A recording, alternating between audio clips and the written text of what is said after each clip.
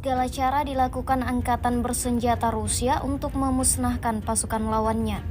Terbaru beredar sebuah video di media sosial Telegram pada Selasa 1 Oktober 2024. Pasukan Rusia dari jarak dekat melemparkan ranjau anti-tank ke ruang bawah tanah angkatan bersenjata Ukraina.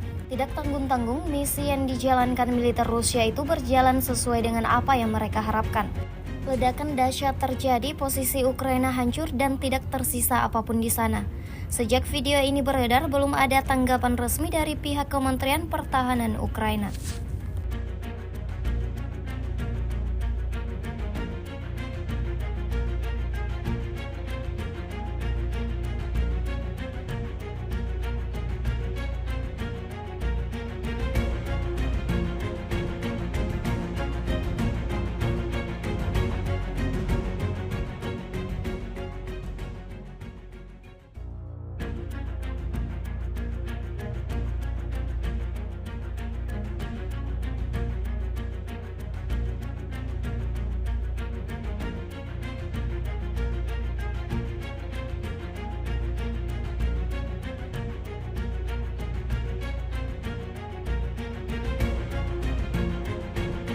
Download Tribun X sekarang, menghadirkan lokal menjadi Indonesia.